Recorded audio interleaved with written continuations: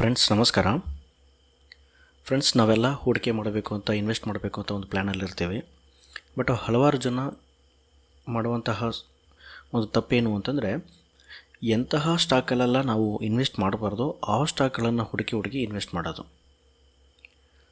ಅಂದರೆ ಅಲ್ಲಿ ಸಾವಿರಾರು ಕಂಪನಿಗಳಿದೆ, ನಾವು ಯಾವ ಕಂಪನಿನೆಲ್ಲ ಇನ್ವೆಸ್ಟ್ ಮಾಡಬೇಕು ಅನ್ನೋವಂಥ ಒಂದು ಐಡಿಯಾ ಇಲ್ಲದೆ ತಮ್ಮಲ್ಲಿರುವಂತಹ ಒಂದು ದುಡ್ಡನ್ನು ತೊಗೊಂಡೋಗಿ ಯಾವುದೋ ಕಂಪನಿಗೆ ಹಾಕಿ ಅದು ಲಾಸ್ ಆಗ್ತಾ ಕೆಳಗಡೆ ಬಂದಾಗ ಅಲ್ಲಿಂದ ಹೊರಗಡೆ ಬರುವಾಗ ಸ್ಟಾಕ್ ಮಾರ್ಕೆಟ್ ಮೇಲಿರುವಂತಹ ಒಂದು ಇಂಟ್ರೆಸ್ಟೇ ಹೋಗಿಬಿಡುತ್ತೆ. ಅಲ್ಲಿಂದ ನಾವು ಸ್ಟಾಕ್ ಮಾರ್ಕೆಟನ್ನು ಬೈಕೊಂಡು ಅದೊಂದು ಹಗರಣ ಅಥವಾ ಅದೊಂದು ಮೋಸ ಮಾಡುವಂತಹ ತಾಣ ಮತ್ತು ಏನೇನೆಲ್ಲ ಬೈಕೊಂಡು ನಾವು ಅಲ್ಲಿಂದ ಹೊರಗಡೆ ಬಂದಿರ್ತೀವಿ. ಮತ್ತು ನಾವೇನು ಮಾಡ್ತೀವಿ, ಬೇರೆಯವ್ರಿಗೂ ಸಹ ಅದೊಂದು ಅಲ್ಲಿಗೆ ಹೋಗಬೇಡಿ ಅಥವಾ ಅಲ್ಲಿ ಇನ್ವೆಸ್ಟ್ ಮಾಡಬೇಡಿ, ಅದಕ್ಕಿಂತ ಬೆಟರ್ ಬೇರೆ ಜಾಗ ಇದೆ ಅಂತ ಏನೇನೋ ಹೇಳಿರ್ತೀವಿ.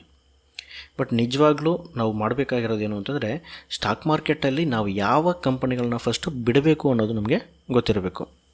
ಮೊದಲನೇದಾಗಿ ನೆಗೆಟಿವ್ ಪಿ ರೇಷಿಯೋ, ಅಂದರೆ ಪಿ ರೇಷಿಯೋನ ಫಸ್ಟ್ ನೋಡಬೇಕು. ಪಿ ರೇಷಿಯೋ ಯಾವಾಗ 0ಗಿಂತ ಜಾಸ್ತಿ ಇದೆ ಅನ್ನೋದನ್ನು ನೋಡಬೇಕು. screener.in ಈ ವೆಬ್ಸೈಟ್ಗೆ ವಿಸಿಟ್ ಮಾಡಿ.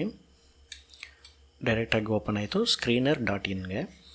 ಇಲ್ಲಿ ಯಾವುದಾದ್ರು ಒಂದು ಕಂಪನಿ ಯಾವುದಾದ್ರೂ ಸರಿ ನೀವು ಓಪನ್ ಮಾಡ್ತೀರಾ. ಓಕೆ, ನೀವೆಲ್ಲ ಜಾಸ್ತಿ ಯೂಸ್ ಮಾಡುವಂತಹ ಝೊಮ್ಯಾಟೋನೇ ನೋಡೋಣ. ಝೊಮ್ಯಾಟೊ ನೋಡಿ ಫ್ರೆಂಡ್ಸ್, ಇಲ್ಲಿ ಸ್ಟಾಕ್ ಪಿನ ಎಂಟಿ ಕೊಟ್ಟಿದ್ದಾರೆ. ಇಲ್ಲಿ ಪಿ ರೇಷಿಯೋ ಕೊಟ್ಟಿಲ್ಲ. ಪಿ ರೇಷಿಯೋ ಕೊಟ್ಟಿಲ್ಲ ಅಂತಂದರೆ ಅವರು ಪ್ರಾಫಿಟ್ ಮಾಡ್ತಾಯಿಲ್ಲ ಅಂತ ಅರ್ಥ. ಪ್ರೈಸ್ ಟು ಅರ್ನಿಂಗ್ಸ್ ಅಂತ ಬರುತ್ತೆ. ಆ ಸ್ಟಾಕ್ ಪ್ರೈಸು ಅವರು ಅರ್ನ್ ಮಾಡುವ ಎಷ್ಟು ಪಟ್ಟಿದೆ ಅನ್ನೋದು ಮುಖ್ಯ. ಆದರೆ ಅವರು ಅರ್ನ್ ಮಾಡಿದರೆ ತಾನೆ, ಜಸ್ಟ್ ಸೇಲ್ಸ್ ನಡೀತಾ ಇದೆ, ಒಂದು ಅಮೌಂಟ್ ಬರ್ತಾ ಇದೆ, ಆದರೆ ಅವ್ರಿಗಿರುವಂತಹ ಟ್ಯಾಕ್ಸು, ಸ್ಯಾಲ್ರಿ, ಆ ಖರ್ಚು ಈ ಖರ್ಚು ಅಂತ ಎಲ್ಲ ಕೊಟ್ಟ ಮೇಲೆ ಅವ್ರ ಹತ್ರ ಏನೂ ಉಳಿತಾ ಇಲ್ಲ. ಏನಿಲ್ಲ, ನೀವು ಡೈರೆಕ್ಟಾಗಿ ಅವರೊಂದು ಪ್ರಾಫಿಟ್ ಆ್ಯಂಡ್ ಲಾಸ್ಗೆ ಹೋದರೆ ಇಲ್ಲಿ ನೆಟ್ ಪ್ರಾಫಿಟ್ ಇದೆ. 150 ಕೋಟಿನ ಖರ್ಚು ಮಾಡಿದ್ರು, 1000 ಕೋಟಿನ ತಿಂದರು, 2000 ಕೋಟಿ ಹೋಯಿತು, 816 ಕೋಟಿ ಹೋಯಿತು, 1222 ಕೋಟಿ, ಆಲ್ಮೋಸ್ಟ್ ಒಂದು 800 ಕೋಟಿ. ಅಂದರೆ ಇನ್ವೆಸ್ಟ್ ಮಾಡಿದ್ದ ಅಮೌಂಟನ್ನು ಅವರು ಖರ್ಚು ಮಾಡ್ತಾ ಇದ್ದಾರೆ ಹೊರತು ಅವರು ಬಿಸ್ನೆಸ್ಸಿಂದ ಯಾವುದೇ ಲಾಭವನ್ನು ಮಾಡ್ತಾಯಿಲ್ಲ ಅನ್ನೋದನ್ನು ನೀವು ಅರ್ಥ ಮಾಡ್ಕೋಬೇಕು. ಪಿ ರೇಷಿಯೋ ಯಾವಾಗ ನೆಗೆಟಿವ್ ಇದೆಯೋ, ಅಂದರೆ ಮೈನಸಲ್ಲಿದೆಯೋ, ದಯವಿಟ್ಟು ಫಸ್ಟು ಆ ಕಂಪನಿಗಳಿಂದ ನೀವು ದೂರ ಇರಿ. ಸರಿ, ಹಾಗಾದರೆ ಇಲ್ಲಿ ಇನ್ವೆಸ್ಟ್ ಮಾಡಿರೋರೆಲ್ಲ ಯಾರು ಅಲ್ವಾ? ಅವರು ಜಾಸ್ತಿ ದುಡ್ಡಿರೋರು ಇನ್ವೆಸ್ಟ್ ಮಾಡ್ಕೊಳ್ಳಿ. ಅವರು ಇದೊಂದು ಲಕ್ ಥರ ನೋಡ್ತಾರೆ. ಸಡನ್ನಾಗಿ ಏನಾದರೂ ಪ್ರಾಫಿಟ್ ಆದರೆ ಅಥವಾ ಫ್ಯೂಚರಲ್ಲಿ ಒಳ್ಳೆಯ ವ್ಯಾಲ್ಯೂ ಇರುತ್ತೆ ಫುಡ್ ಡೆಲಿವರಿನಲ್ಲಿ ಅಂತ ಏನೋ ಅವ್ರಿಗೆ ಗೆಸ್ ಇರುತ್ತೆ. ಅವರೊಂದು ಆಶಾಭಾವನೆ ಅನ್ನೋದು ತುಂಬ ಇದೆ. ಆದರೆ ಯಾರು ಕಡಿಮೆ ಅಮೌಂಟಲ್ಲಿ ಇನ್ವೆಸ್ಟ್ ಮಾಡಬೇಕು ಅಂತ ಮಾಡ್ತಾಯಿದ್ದೀರೋ, ದಯವಿಟ್ಟು ಪಿ ರೇಷಿಯೋ ಕಡಿಮೆ ಇದ್ದರೆ ನೀವು ಅಂಥ ಕಂಪನಿ ಕಡೆ ಹೋಗೋದನ್ನು ಅವಾಯ್ಡ್ ಮಾಡಿ. Next loss making companies. ಈ P ratio loss making companies ಎಲ್ಲ ಒಂದೇ ಅರ್ಥ ಆದ್ರೂ ಪಿ ರೇಷಿಯೋ ಅನ್ನೋದು ಆ ಕರೆಂಟ್ ಇಯರ್ಸ್ ಆಗಿರುತ್ತೆ. ಬಟ್ ಈ ಲಾಸ್ ಮೇಕಿಂಗ್ ಕಂಪನೀಸ್ ಅಂತಂದರೆ ಪ್ರತಿ ವರ್ಷ ಕಡಿಮೆ ಆಗ್ತಾ ಹೋಗುತ್ತೆ. ನಾವು ಈ ಝೊಮ್ಯಾಟೋನೇ ನೋಡೋಣ. ಈ ಝೊಮ್ಯಾಟೋದಲ್ಲಿ ಹೋದರೆ ಇವ್ರು ನೋಡಿ, ಜೂನ್ 2020 ಇದೆ. ಅಲ್ಲೂ ಸಹ ಮೈನಸ್. ಇವರು ಯಾವತ್ತೂ ಪ್ರಾಫಿಟನ್ನೇ ತೋರಿಸಿಲ್ಲ. ಅಂದರೆ ಜೂನ್ 2023 ಮಾತ್ರ 2 ಕೋಟಿ ಪ್ರಾಫಿಟ್ ತೋರಿಸಿದವರು. ಆದರೂ ಸಹ ಅದಕ್ಕೆ ಯಾವುದೇ ಗ್ಯಾರಂಟಿ ಇರಲ್ಲ. ಯಾಕಂತಂದರೆ ನೆಕ್ಸ್ಟು ಒಂದು ಕ್ವಾರ್ಟರ್ ರಿಸಲ್ಟ್ ಬಂದಾಗ ಅಲ್ಲಿ ಮತ್ತೆ ಪ್ಲಸ್ ಆದರೆ ಓಕೆ, ಮತ್ತೆ ಮೈನಸ್ ಆದರೆ ತುಂಬ ಕಷ್ಟ ಆಗುತ್ತೆ. ಇದು ಒಂಥರ ಆ ಟೈಮಲ್ಲಿ ಒಂದು ಎನರ್ಜಿನ ಕೊಡುತ್ತೆ ಇನ್ವೆಸ್ಟ್ ಮಾಡೋಣ ಅಂತ ಹೇಳಿ. ಬಟ್ ನೆಕ್ಸ್ಟ್ 3 ತಿಂಗಳು ಏನಾಗುತ್ತೆ ಅನ್ನೋದನ್ನು ನೋಡಿಕೊಂಡು ಅಂತಹ ಕಂಪನಿಗಳು ನಾವು ಇನ್ವೆಸ್ಟ್ ಮಾಡ್ಬೋದು. ಅದರಿಂದ ಯಾರು ಪ್ರತಿ ವರ್ಷ ಲಾಸ್ ಮಾಡ್ತಾ ಇರ್ತಾರೋ ಅಂಥ ಕಂಪನಿಯಿಂದ ದೂರ ಇರಿ. ಅದಕ್ಕಿಂತ ಸೇಫ್ಟಿ ಮತ್ತೊಂದಿಲ್ಲ. ನೆಕ್ಸ್ಟು ಬುಕ್ ವ್ಯಾಲ್ಯೂ ಜಾಸ್ತಿ ಇರುವಂತಹ ಕಂಪನಿಗಳು. ಬುಕ್ ವ್ಯಾಲ್ಯೂ ಅಂತಂದರೆ ಆ ಕಂಪನಿಯಲ್ಲಿರುವಂತಹ ಆ ನಿಜವಾದ ಅಸೆಟ್ಸ್ ಏನಿದೆ ಅದನ್ನು ಪ್ರತಿ ಶೇರ್ಗೆ ನಾವೇನಾದರೂ ಡಿವೈಡ್ ಮಾಡಿದ್ರೆ, ಯಾವುದೋ ಒಂದು ಕಂಪನಿ ಇದೆ, ಝೊಮ್ಯಾಟೊ ಹತ್ರ ಏನಿದೆ, ಆಲ್ಮೋಸ್ಟ್ ಏನೂ ಇರೋಲ್ಲ.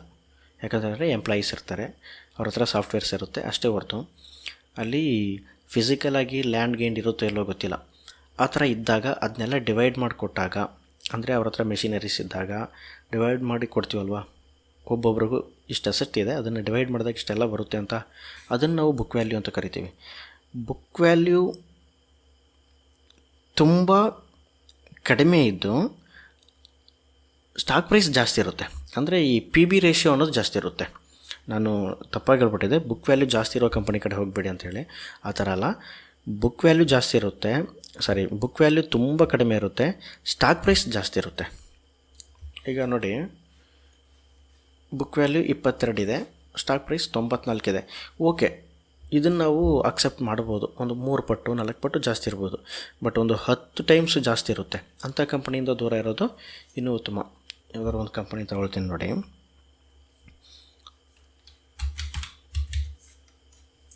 Orissa minerals development company. ಇದನ್ನು ನೋಡಿ, ಇದರ ಬುಕ್ ವ್ಯಾಲ್ಯೂ ಏನಿದೆ ಆಲ್ರೆಡಿ ನೆಗೆಟಿವ್ ಇದೆ. ಆ ಕಂಪನಿ ಬೇರೆಯವ್ರು ಕೊಡೋದೇ ಜಾಸ್ತಿ ಇದೆ. ಆದರೆ ಅದು ಟ್ರೇಡ್ ಆಗ್ತಾ ಇರುವಂತಹ ಪ್ರೈಸ್ 4668. ಅಂದರೆ ಇದ್ರ ಮೇಲೆ ನಂಬಿಕೆ ಜಾಸ್ತಿ ಇನ್ವೆಸ್ಟರ್ಸ್ಗೆ.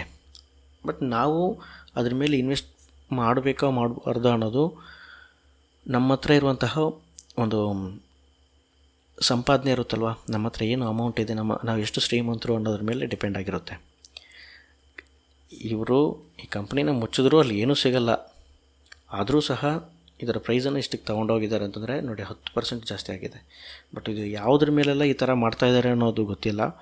ಇದು ಮುಂದೆ ಹೋಗ್ತಾ ಹೋಗ್ತಾ ಡೌನ್ ಆಗುತ್ತಾ ಅಥವಾ ಜಾಸ್ತಿ ಆಗುತ್ತಾ, ಇವರು ಬುಕ್ ವ್ಯಾಲ್ಯೂನ ಜಾಸ್ತಿ ಮಾಡ್ಕೊಳ್ತಾರಾ ಅನ್ನುವಂತಹ ಒಂದು ಹಲವಾರು ಪ್ರಶ್ನೆಗಳು ಮುಂದೆ ಇದೆ. ಆದರೆ ಅದಕ್ಕೆಲ್ಲ ಸೊಲ್ಯೂಷನ್ ಸಿಗೋ ಅಷ್ಟರಲ್ಲಿ ನಾವು ಬೇರೆ ಕಡೆಗೆ ಹೋಗೋದು ಉತ್ತಮ. ನೆಕ್ಸ್ಟು, ಮಾರ್ಕೆಟ್ ಕ್ಯಾಪಿಟಲ್ ಕಡಿಮೆ ಇರುವಂತಹ ಕಂಪನಿಗಳು. ಮಾರ್ಕೆಟ್ ಕ್ಯಾಪಿಟಲ್ ನೋಡಿ, ಸಾವಿರಾರು ಕಂಪನಿಗಳು 10,000 ಕೋಟಿಗಿಂತ ಜಾಸ್ತಿ ಇರ್ತವೆ. ಕೆಲವೊಂದು ಕಂಪನಿಗಳು 10,000 ಕೋಟಿಗಿಂತ ತುಂಬ ಕಡಿಮೆ ಇರುತ್ತೆ. ಈವನ್ ಒಂದು 2 ಕೋಟಿ 3 ಕೋಟಿಯಲ್ಲೂ ಸಹ ಕಂಪನಿಗಳಿದ್ದಾವೆ. ಇಂತಹ ಕಂಪನಿಗಳೇನಾದರೂ ಕೆಲವೊಂದು ಸಮಸ್ಯೆಗಳಿಗೆ ಸಿಕ್ಕಾಕೊಂಡು ಅವರೇನಾದರೂ ಲಾಸ್ ಮಾಡ್ಕೊಂಡ್ರೆ ಅವ್ರ ಹತ್ರ ದುಡ್ಡೇ ಇರಲ್ಲ. ಅವರು ಮತ್ತೆ ಬೇರೆ ಬಿಸ್ನೆಸ್ಸಲ್ಲೋ ಅಥವಾ ಅದೇ ಬಿಸ್ನೆಸ್ಸನ್ನು ಎಕ್ಸ್ಟೆಂಡ್ ಮಾಡಿನೋ ಅಥವಾ ಅದನ್ನೇ ಡೆವಲಪ್ ಮಾಡಿ ಮತ್ತೆ ಮೇಲ್ಗಡೆ ಬರೋದಕ್ಕೆ ಸಾಧ್ಯನೇ ಇಲ್ಲ. ಈಗ ಯಾವುದಾದ್ರು ಒಂದು ಕಂಪನಿ ತಗೊಳ್ತೀವಿ, ತುಂಬ ಕಡಿಮೆ ಇದಿರುತ್ತೆ. ಒಂದು ನಿಮಿಷ ಫ್ರೆಂಡ್ಸ್, ಸ್ಟೆಲ್ಲರ್ ಕ್ಯಾಪಿಟಲ್ ಸರ್ವಿಸಸ್ ಅಂತೇಳಿ, ಇದರ ಮಾರ್ಕೆಟ್ ಕ್ಯಾಪಿಟಲ್ ನೋಡಿ ಕೇವಲ 10 ಕೋಟಿ ಇದೆ. ಸ್ಟಾಕ್ PE ರೇಷಿಯೋ ಇಲ್ಲ, ಬುಕ್ ವ್ಯಾಲ್ಯೂ 18 ರೂಪಾಯಿ ಇದೆ.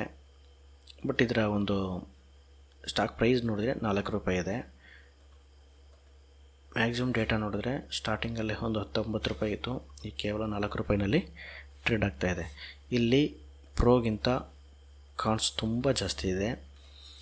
ಅಂದರೆ ಇವರ ಒಂದು ಮಾರ್ಕೆಟ್ ಕ್ಯಾಪಿಟಲ್ ಇದನ್ನ ಇಟ್ಕೊಂಡು ಅವರು ಪ್ರತಿ ವರ್ಷ ಲಾಸ್ ಮಾಡ್ತಾ ಬಂದಾಗ ಅವರು ಆ ಕಂಪನಿನ ಮತ್ತೆ ಡೆವಲಪ್ ಮಾಡೋದಕ್ಕೆ ಸಾಧ್ಯತೆಗಳು ತುಂಬ ಕಡಿಮೆ ಇರೋದ್ರಿಂದ ಮಾರ್ಕೆಟ್ ಕ್ಯಾಪಿಟಲ್ ಯಾವುದರಲ್ಲಿ ತುಂಬ ಕಡಿಮೆ ಇರುತ್ತೋ ಅಂತಹ ಕಂಪನಿಗಳಿಂದ ನೀವು ದೂರ ಇರಿ. ಕಾಮನ್ನಾಗಿ ಒಂದು 4-5 ಸಾವಿರಕ್ಕಿಂತ ಜಾಸ್ತಿ ಇರಬೇಕು. ಆದರೂ ಸಹ ನಿಮ್ಮ ಹತ್ರ ಕಡಿಮೆ ಅಮೌಂಟಿಂದ ನಾವು ಇನ್ವೆಸ್ಟ್ ಮಾಡ್ತೀವಿ, ಬಟ್ ನನಗೆ ಅದು ಸೇಫ್ಟಿ ಬೇಕು ಅಂತಂದರೆ ಒಂದು 10,000 ಕೋಟಿಗಿಂತ ಜಾಸ್ತಿ ಇರೋ ಕಂಪನಿಗಳನ್ನು ನೀವು ಹೂಡಿಕೆ ಮಾಡಿ. ಫ್ರೆಂಡ್ಸ್, ನೆಕ್ಸ್ಟು ಪ್ರಮೋಟರ್ ಸ್ಟೇಕ್ ಕಡಿಮೆ ಇರುವಂತಹ ಕಂಪನಿಗಳು. ಪ್ರಮೋಟರ್ ಅಂತಂದರೆ ಆ ಕಂಪನಿಯನ್ನು ನಡೆಸೋರು ಆಗಿರ್ತಾರೆ. ಅಂದರೆ ಆ ಆಡಳಿತ ಮಂಡಳಿ ಏನು ಹೇಳುತ್ತೋ ಆ ಥರ ಕಂಪ್ನಿ ನಡ್ಕೊಂಡು ಹೋಗುತ್ತೆ. ಬಟ್ ಆಡಳಿತ ಮಂಡಳಿಯಲ್ಲಿ ಇರಬೇಕಾದವ್ರ ಹತ್ರ ಸ್ಟಾಕ್ಸ್ ಇರಬೇಕು. ಆಗೇನು ಮಾಡ್ತಾರೆ, ಅವರ ಸ್ವಂತ ಕಂಪನಿ ಥರ ಅವರೊಂದು ಫ್ಯಾಕ್ಟ್ರಿನ ಯಾವ ಥರ ಎಲ್ಲ ನೋಡ್ಕೋಬೇಕು, ಅವ್ರ ಮನೇನ ಯಾವ ಥರ ನಿರ್ವಹಿಸ್ತಾರೋ ಅದೇ ಥರ ನಿರ್ವಹಣೆ ಮಾಡ್ತಾರೆ. ಈಗ ಒಂದು ಯೆಸ್ ಬ್ಯಾಂಕ್ ತೊಗೊಳ್ಳೋಣ ನೋಡಿ ಫ್ರೆಂಡ್ಸ್. ಯೆಸ್ ಬ್ಯಾಂಕನ್ನು ನೋಡಿ, ನಾನು ಒಂದು 5 ವರ್ಷದ ಡೇಟಾ ತೊಗೊಂಡ್ರೆ, ಓಕೆ 10 ಇಯರ್ ತೊಗೊಂಡಿದ್ದೀನಿ. ಆಲ್ಮೋಸ್ಟ್ ಒಂದು 400 ರೂಪಾಯಿವರೆಗೂ ಹೋಗಿತ್ತು. ಅದಾದಮೇಲೆ ಒಂದು ಕೆಳಗಡೆ ಬಂದ ತಕ್ಷಣ ಇಲ್ಲಿವರೆಗೆ ತೊಗೊಂಡಿದ್ರು. ಇದರ ಪ್ರೈಸ್ ಏನು ಅಂತಂದರೆ 275 ರೂಪಾಯಿ. ಯಾವಾಗ? ಮಾರ್ಚ್ ಎಂಡು 2019 ಇಲ್ಲೇನಾಗಿದೆ ನೋಡಿ, ಈ ಕಂಪನಿ ಇನ್ವೆಸ್ಟರ್ಸ್ ಯಾರಿದ್ದಾರೆ ಅಂತ ನೋಡಿ.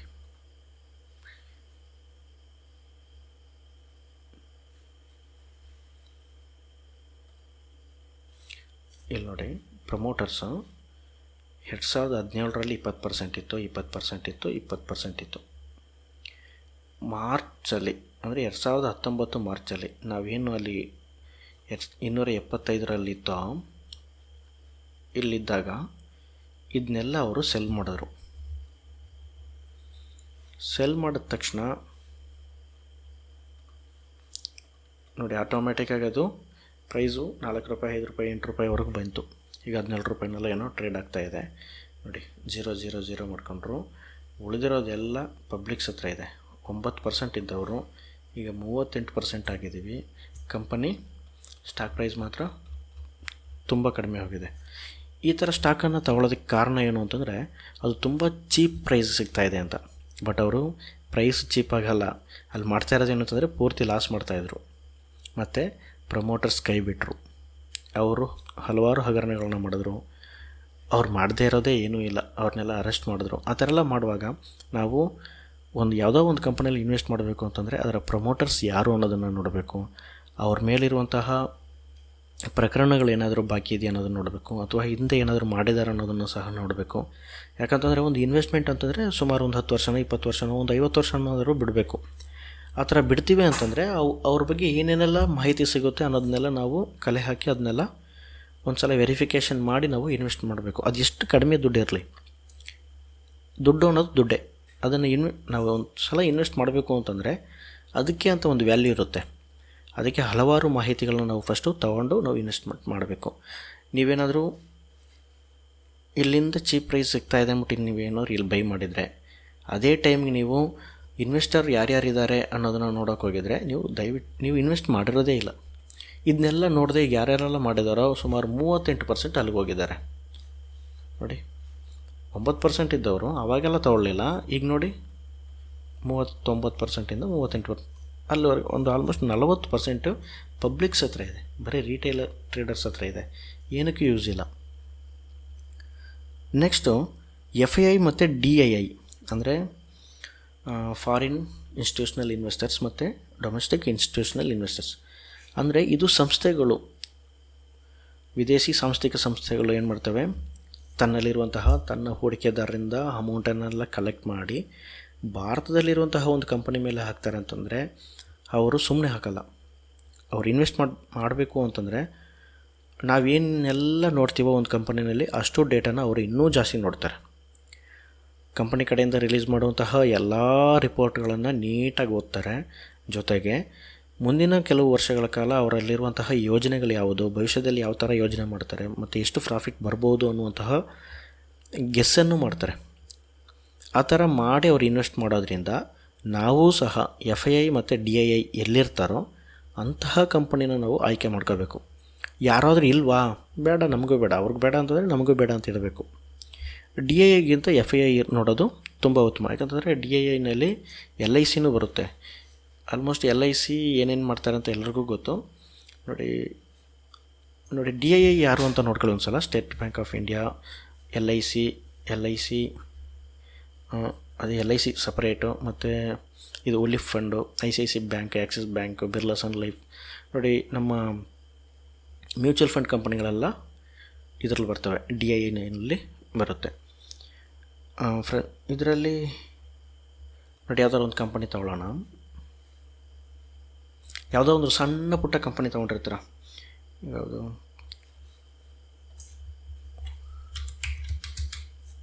ಓಜಾಸ್ ಅಂತ. ಈಗ ಇವರು ಇನ್ವೆಸ್ಟರ್ಸ್ ಯಾರು ಅಂತ ನೋಡೋಣ. ಇಲ್ಲೆಲ್ಲ ನೋಡಿ FII ಯಾರೂ ಇಲ್ಲ, ಪಬ್ಲಿಕ್ಸ್ ಮಾತ್ರ ಜಾಸ್ತಿ ಇದ್ದಾರೆ. ಮುಖ್ಯವಾಗಿ ಪಬ್ಲಿಕ್ಸ್ ಪಾಲು ಜಾಸ್ತಿ ಇರುವಂಥ ಕಂಪನಿಗಳಲ್ಲಿ ದಯವಿಟ್ಟು ಇನ್ವೆಸ್ಟ್ಮೆಂಟ್ ಮಾಡಿಬಿಡಿ. ಈ ಕಂಪನಿದು ನೋಡಿ 64% ಇತ್ತು, ಇವತ್ತು ಪ್ರಮೋಟರ್ಸ್ ಹತ್ರ 35% ಇತ್ತು. ಹೋಗ್ತಾ ಅವ್ರು ಏನು ಮಾಡಿದ್ರು, ಎಲ್ಲವನ್ನು ರಿಟೇಲರ್ಸ್ ತಲೆಗೆ ಕಟ್ಟಿದ್ರು. ಏನಕ್ಕೆ ಅಂತಂದರೆ ಇವ್ರು ಲಾಭ ಮಾಡಿದ್ರೆ ತಾನೇ ಕೊಡೋದಕ್ಕೆ, ಪೂರ್ತಿ ನಷ್ಟ. ಪ್ರಾಫಿಟ್ ಆ್ಯಂಡ್ ಲಾಸ್ಗೆ ಹೋಗೋಣ. ನೆಟ್ ಪ್ರಾಫಿಟ್ ನೋಡಿ, ಇಲ್ಲೆಲ್ಲ ನೋಡಿ -13, -30, 110, 17, 19. ಇವ್ರು ಮಾಡೋಂತಹ ನಷ್ಟ ಆಗುತ್ತೆ ಅಂತ ಪ್ರಮೋಟರ್ಸ್ಗೆ ಯಾವಾಗ ಗೊತ್ತಾಗುತ್ತೋ ಅವರು ಹುಷಾರಾಗ್ತಾರೆ. ಅವ್ರ ಹತ್ರ ಇರುವಂತಹ ಸ್ಟಾಕನ್ನು ಮಾರಬೇಕಾದ್ರೆ ಅವರು ಓಪನ್ ಆಗಿ ಮಾಹಿತಿ ಕೊಟ್ಟು ಸೆಲ್ ಮಾಡ್ತಾರೆ. ಅದರಿಂದ ಅಯ್ಯೋ ನಮ್ಗೆ ಗೊತ್ತಿಲ್ಲದೆ ಅವ್ರು ಸೆಲ್ ಮಾಡಿದ್ರು ಅನ್ನೋಂಗಿಲ್ಲ. ಅವ್ರು ಮಾಹಿತಿ ಕೊಟ್ಟಿರ್ತಾರೆ, ಅವರೆಲ್ಲ ಸೆಲ್ ಮಾಡ್ತೀವಿ ಅಂತ ಹೇಳಿ. ಅದರಿಂದ ಅವ್ರು ಯಾವಾಗ ಹೊರಗಡೆ ಹೋಗ್ತಾರೋ ಅದೇ ಟೈಮ್ಗೆ ತಾವು ಸಹ ಇನ್ವೆಸ್ಟ್ಮೆಂಟ್ ಮಾಡಿದರೆ ಹೊರಗಡೆ ಹೋಗೋದು ಉತ್ತಮ. ಇನ್ನೊಂದೇನು ಅಂತಂದರೆ ಒಂದೇ ಸ್ಟಾಕಲ್ಲಿ ಇನ್ವೆಸ್ಟ್ಮೆಂಟ್ ಮಾಡಿಬಿಡಿ. ಕೆಲವರು ಮಾಡುವಂತಹ ತಪ್ಪೇನು ಅಂತಂದರೆ ಯಾವುದೋ ಒಂದು ಫೇವ್ರೆಟ್ ಸ್ಟಾಕ್ ಇರುತ್ತೆ, ಎಲ್ಲ ದುಡ್ಡನ್ನು ಅಲ್ಲಿಗೆ ಹಾಕಿರ್ತಾರೆ. ಬಟ್ ನಂಬಿಕೆ ಇರ್ಬೋದು, ಪೂರ್ತಿ ಅದ್ರ ಮೇಲೆ ನಂಬಿಕೆ ಕೊಟ್ಟು ನಾವು ಒಂದು ಇನ್ವೆಸ್ಟ್ಮೆಂಟ್ ಮಾಡಬೇಕು ಅಂತಂದರೆ ಹಲವಾರು ಕಂಪ್ನಿಗಳ ಮೇಲೆ ನಂಬಿಕೆ ಇಡಬೇಕು. ಯಾವುದಾದ್ರೂ ಒಂದು ಕಂಪನಿ ಪೂರ್ತಿ ಲಾಸ್ ಆದರೂ ಸಹ ಉಳಿದಿರೋ ಕಂಪನಿಗಳು ಚೆನ್ನಾಗಿ ಒಂದು ಲಾಭವನ್ನು ಕೊಟ್ಟಾಗ ಲಾಸ್ಗಿಂತ ಲಾಭ ಅನ್ನೋದು ಜಾಸ್ತಿ ಇರುತ್ತೆ.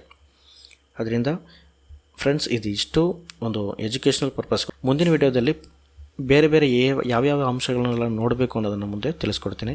ಫ್ರೆಂಡ್ಸ್, ವಿಡಿಯೋ ಇಷ್ಟ ಆದರೆ ಲೈಕ್ ಮಾಡಿ ಮತ್ತು ನಿಮ್ಮ ಫ್ರೆಂಡ್ಸ್ ಜೊತೆಗೂ ಶೇರ್ ಮಾಡಿ. Thank you friends.